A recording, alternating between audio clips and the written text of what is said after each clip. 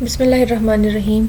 आज के इस लेक्चर में हम पिछले लेक्चर वाली क्लास को ही यूज़ करेंगे और उसको यूज़ करते हुए हम ये देखेंगे कि हम मेंबर फंक्शंस को आउटसाइड द क्लास कैसे डिफ़ाइन कर सकते हैं। ठीक है, मेंबर फंक्शंस को आउटसाइड द क्लास कैसे डिफ़ाइन कर सकते हैं। उसके लिए हम यहाँ पे आती हूँ मैं और इस क्लास को मैं ख़त्म कर दूँगी। ये पब्लिक पे आते हैं और ये हमारी क्लास इनकेस ख़त्म हो गई। हमने जितने भी फंक्शंस बनाने हैं, मेंबर फंक्शन बनाने हैं, जैसे वाइड इनपुट का बनाना है, ठीक है, वाइड इनपुट का बनाना है तो पहले हमें पब्लिक पार्ट में उनको डिक्लेयर करना पड़ेगा। डिक्लेयर की निशानी ये है कि उनके आगे सेमीकोलन लग गया। वाइड इनपुट है, वाइड आउटपुट है। उसके बाद हम आगे आ जाएं तो हमारे पास है इंट टोटल। टोटल नाम का फंक्शन हमने मेंबर फंक्शन बनाना है और हमने बनाना है इंट एवरेज। ये बनाने हमने, ठीक है, ये हमने डिक्लेयर कर दिए। जब आउटसाइड दी क्लास आप इनको डिफाइन करने आएंगे तो सबसे पहले आप डाटा टाइप लिखेंगे वाइड, फिर आपने क्लास नेम लिखना है, जैसे हमारी क्लास का नेम है रिजल्ट, फिर आपने 2 टाइम कॉलन डालना और उसके बाद आपने फंक्शन देखना है कि आपने कौन सा करना है। सबसे पहले हम इनपुट को करेंगे तो उसके बाद आपने उसको डिफाइन कर देना है। ठीक है, ये इनपुट का है। इनपुट के बाद हम लोग चलेंगे आउटपुट, तो wide class name result RESULT result, scope resolution operator, और फिर आपने देखना है कि हमने कौन सा करना है तो शो। अब ये शो वाला आ गया। अब इसी चीज़ को मैं कॉपी कर लेती हूँ और नीचे वाले फंक्शंस में, मेंबर फंक्शन में हम लोग पेस्ट कर देते हैं। जैसे ये इंट टोटल है तो फिर इसमें वॉइड नहीं टाइप रखेंगे, इसमें हम टाइप को इंट कर देंगे। अब हम इससे नीचे चलते हैं और एवरेज वाले को ऐसे ही डिफाइन करते हैं। और क्लास में हमने इनको डिक्लेयर किया था और क्लास से बाहर आके हमने इनको डिफाइन किया, बाकी मैंने किसी चीज़ को भी चेंज नहीं किया। ये सिर्फ आपको ये कंसेप्ट समझाना था कि हम outside the class member functions को कैसे डिफाइन करते हैं। उसके लिए हमें इनसाइड द क्लास हमें उन्हें डिक्लेयर करना पड़ेगा और आउटसाइड द क्लास उन्हें डिफाइन करना, और डिफाइन करने का सिंटैक्स मैंने आपको बता दिया। तो हम ये करके इसको देख लेते हैं। हमने रिजल्ट शो, ये शो का इसलिए एरर आ रहा है क्योंकि शो को हमने यहाँ पे डिक्लेयर किया ही नहीं है, तो वहाँ पे बाहर डिफाइन कर दिया, तो डिक्लेयर करना मस्ट है। वाइड शो कर देंगे। ठीक है, अब हम इसे कंपाइल एंड रन करते, तो रन करके नहीं देखेंगे, सिर्फ हमने इतना देखने के कोई एरर वगैरह तो नहीं है। तो ये मैंने आपको कॉन्सेप्ट समझाया कि हमने कैसे क्या चीज़ की, हमने कैसे outside the class member functions को डिफाइन करने का मैंने आपको तरीका बताया। अब इन सब को हम डिलीट कर देती हूँ सारी चीज़ों को और हम देखते हैं कि कंस्ट्रक्टर को कैसे यूज़ कर सकते। तो कंस्ट्रक्टर आपको पता है कि कंस्ट्रक्टर सेम क्लास नेम ही होता है। कंस्ट्रक्टर का मेन पर्पस होता है मेंबर्स, डाटा मेंबर जो होते हैं उनको इनिशियलाइज करना। ये कंस्ट्रक्टर का मेन कामों में से एक काम होता है।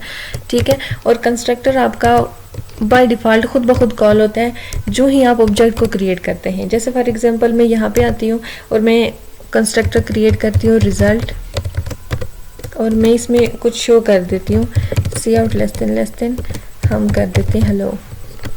ठीक है, अब मैं इसे रन करूँगी। अच्छा जी, अब हम आते हैं और इसका ऑब्जेक्ट क्रिएट कर देते हैं रिजल्ट आर। सिंपली मैंने कुछ कॉल नहीं करना, कुछ नहीं करना, सिर्फ आपको समझाना है कि डिफ़ॉल्ट कंस्ट्रक्टर ऑटोमेटिकली कैसे कॉल होता है। जो ही आप ऑब्जेक्ट क्रिएट करते तो कॉल हो जाता है।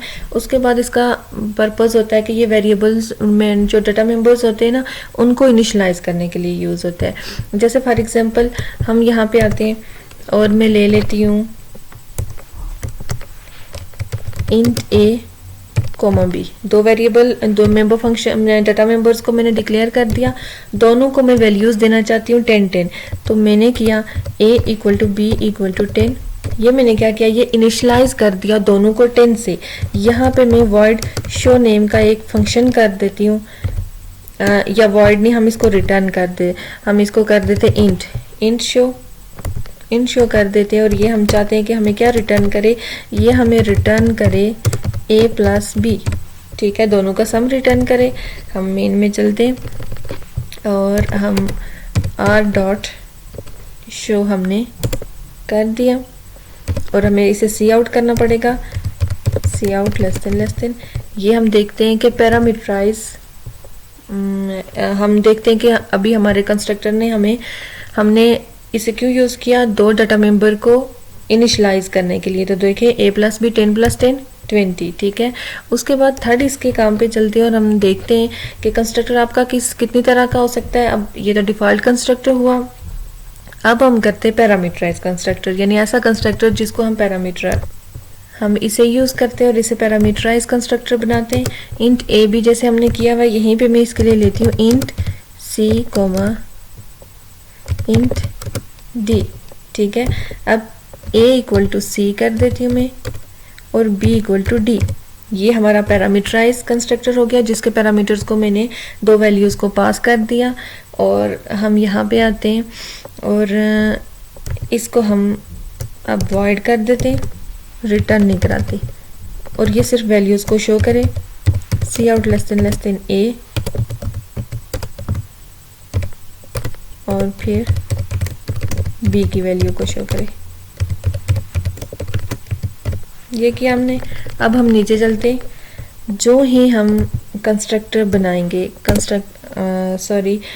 क्लास बनाएंगे और ऑब्जेक्ट क्रिएट करेंगे, तो अब ये पैरामीटराइज ऑब्जेक्ट हमने कंस्ट्रक्टर बनाया हुआ है। तो कंस्ट्रक्टर मैंने आपको बताया जो ही हम ऑब्जेक्ट क्रिएट करते तो कॉल होता है। तो इसका मतलब कि हमें यहाँ पैरामीटर अगर a और b को मैंने कोई वैल्यू देनी है तो वो भी मैं यहीं पे दूंगी। जैसे मैं एक को दे देती हूँ 20 और दूसरे को मैं दे देती हूँ 30, तो वो मैंने यहीं पे ही देनी है और डॉट इनको शो कर देते।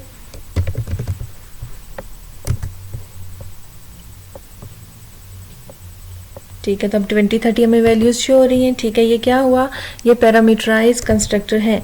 इन केस हम दूसरा कंस्ट्रक्टर भी बनाते हैं, यहीं पे मैं r1 उसको नाम दे देती हूँ, यहाँ पे भी कोई वैल्यूज दे देते इसको। ठीक है, तो एक r डॉट शो, एक को हम r1 डॉट शो, तो ये मल्टीपल वैल्यूज को होल्ड करेगा शो का फंक्शन।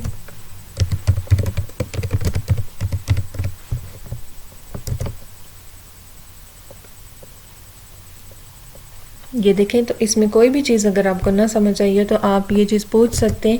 इस लेक्चर में मैंने आपको बताया कि हम outside the class member function को कैसे यूज़ कर सकते हैं। उसके अलावा डिफ़ॉल्ट कंस्ट्रक्टर, पैरामीटराइज कंस्ट्रक्टर में क्या डिफरेंस है, इनका क्या काम है।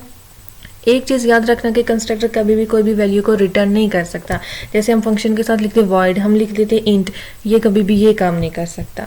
तो उम्मीद है आपको ये अच्छे से समझ आ गई होगी। ना समझ आई हो तो आप कुछ भी इससे रिलेटेड पूछ सकते हैं। ठीक है, अल्लाह हाफिज़।